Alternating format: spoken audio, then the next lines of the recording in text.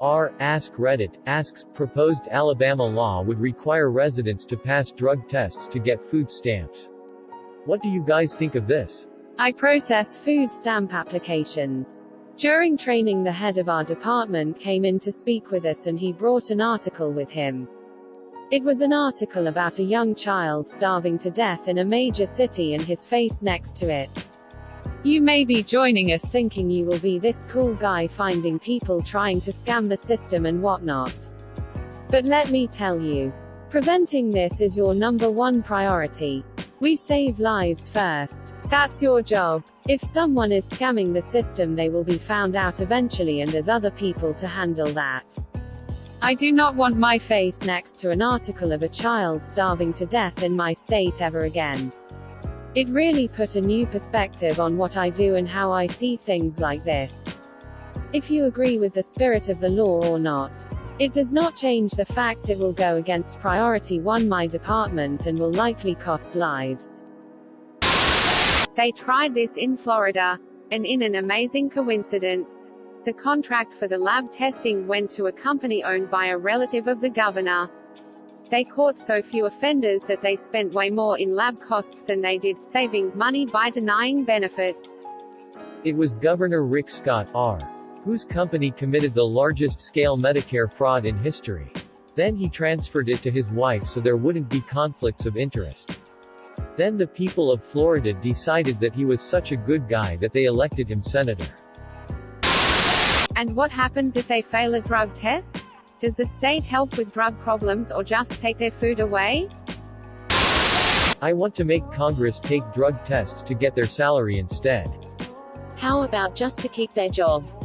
Many don't need their salary. Edit. I just want to clarify something. I still think congressmen should get salaries. But if they want to pass laws drug testing people who often desperately need benefits, they should have to pass those same tests.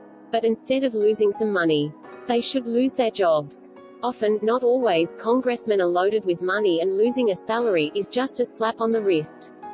Losing their job would be a far more fitting punishment, as it would be similar to someone losing their government benefits.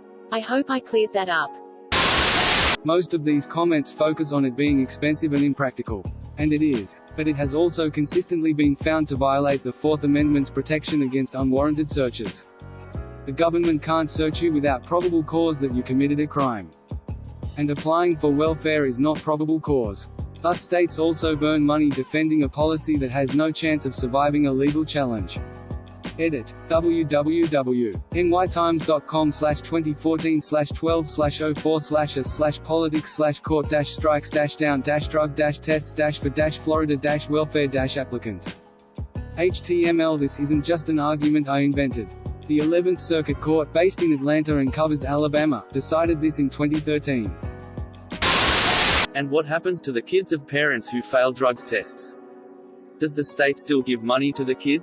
Edit. This is a rhetorical question intended to invoke thought. I know what happens with the food stamps, EBT, for the kids. Thanks. It's a damn shame. Edit 2. Thanks for the silver. Somebody. Also, many of y'all are heartless pricks.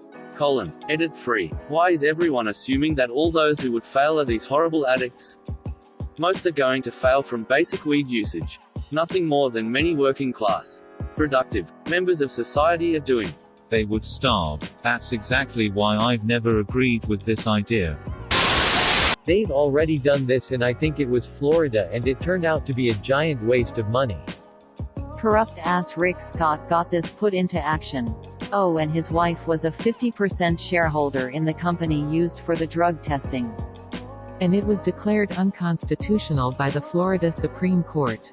Essentially, it violates the Fourth Amendment because it qualifies as a search without probable cause. Every time this has been done somewhere, it has ended up costing more money for testing than it has saved by revoking assistance. Also, if the real intent was some moral cause, then anyone receiving government money should need to be tested. Not just the poorest. That includes judges, police, state senators and representatives, etc. Funny how that part never happens. Also, if you think for 1 second that certain types of people aren't going to get some false positives on their tests, Then you've got the wool over your eyes. Anyone receiving government money should need to be tested. Let's not forget anyone receiving EITC, CTC, etc. as a portion of their tax refunds. It was Governor Rick Scott, R., whose company committed the largest-scale Medicare fraud in history. Then he transferred it to his wife so there wouldn't be conflicts of interest. Then the people of Florida decided that he was such a good guy that they elected him senator. Rick Scott, whose company committed the largest-scale Medicare fraud in history. Then he transferred it to his wife so there wouldn't be conflicts of interest. That's not how you avoid a conflict of interest. How about just to keep their jobs? Many don't need their salary. Edit. I just want to clarify something. I still think congressmen should get salaries. But if they want to pass laws drug testing people who often desperately need benefits, they should have to pass those same tests. But instead of losing some money, they should lose their jobs. Often, not always, congressmen are loaded with money and losing a salary is just a slap on the wrist. Losing their job would be a far more fitting punishment, as it would be similar to someone losing their government benefits. I hope I cleared that up. Corrupt-ass Rick Scott got this put into action. Oh, and his wife was a 50% shareholder in the company used for the drug testing. I don't understand how this isn't illegal AF. Removed. They would starve. That's exactly why I've never agreed with this idea. The drug tests also cost the government far more than it saves by taking away food from the family of drug users. I think it's a waste of money. It isn't like this is the first time something like this has happened. About 10 to 15 states have tried drug testing for welfare benefits. And every single time they end up spending much more money than they end up saving by kicking people off for failing the test. Almost like most people poor enough to need food stamps can't afford drugs. Besides, what does it matter? Is it really that big of a deal if some poor person gets smoked out by a friend? There's not even a think to it. It is a horrible waste of money. They tried this in, I believe, Florida. They spent more money on the drug testing than they saved in people that tested positive. The drug tests also cost the government far more than it saves by taking away food from the family of drug users. And in 2015, of 7 states reporting data, only one had a positive urinalysis rate that exceeds 1%. And nearly every scholarly article on the suspicionless drug testing of welfare recipients has concluded that this testing violates the Fourth Amendment to the United States Constitution. Wikipedia page https://n. wikipedia.org/wiki/drug_testing_welfare_recipients. Deleted. I thought I'd throw in a Third Amendment curveball, thank you. It's actually really nice to see the Third Amendment brought up from time to time. I bet it gets lonely. This comment chain and your response broke my view on the issue. Thank you for an expanded viewpoint. I don't have an issue paying people to do a job. But how about linking the salary to showing up 5 days per week? 50 weeks a year and staying at least 8 hours every day and actually trying to pass and amending laws to run the country. Edit. I agree with those saying congressmen should be in the home districts too. How about a time card they have to fill out every week?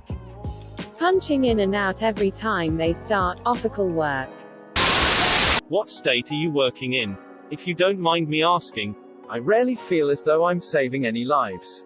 But occasionally, it works out where I feel I get to help someone who truly needs it. It's a thankless job a lot of the time. When I was training at Head Start in California, the teachers had a hard time rationing food to the kids because they were so hungry. One teacher told me it was likely because the only meals they would eat were breakfast and lunch at school. The minimum allowance then for food stamps was $190 a month, I think. You got more with children. But really that's not enough in California for a family. As someone who grew up very poor and ate 97% free, donated, food stamp purchased food for a good chunk of my life. Thank you. Ding ding. Conveniently, Rick Scott pushed mandatory drug testing, provided In part, by his wife's company, Solantic, Scott transferred his $62 million stake in the company to his wife only a few months before mandating drug testing for state employees and welfare recipients.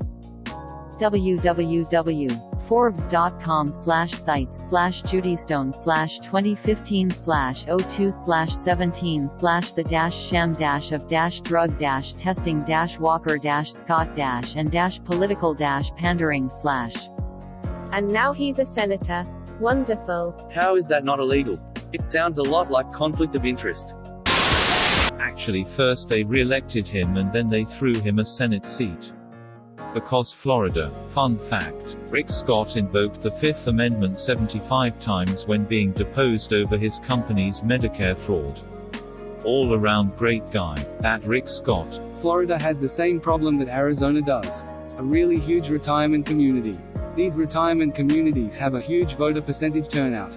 But those voters don't work anymore and almost all of them are from different parts of the country. It's really tough to get things passed that will actually represent the majority. Edit. A word. Rick Skeletor Scott tried it in Florida. Failed miserably, but he wanted to keep doing it. Know why? Because he had ownership of the testing labs that were contracted by the government. That fucker needs to burn in hell. Source: https www.miamiherald.com/news/politics-government/article 1937942. Edit.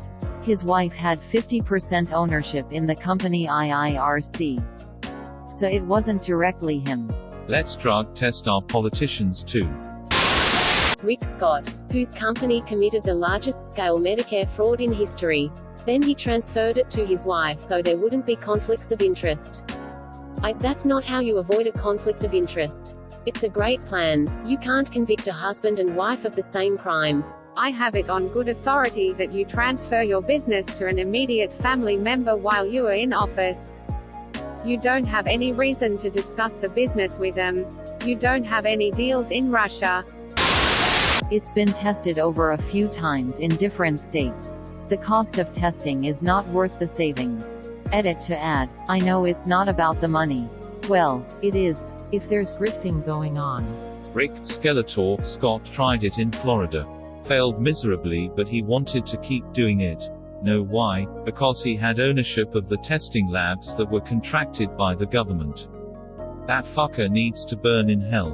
Source: https www.miamiherald.com/news/politics-government/article 1937942. HTML. Edit. His wife had 50% ownership in the company IIRC.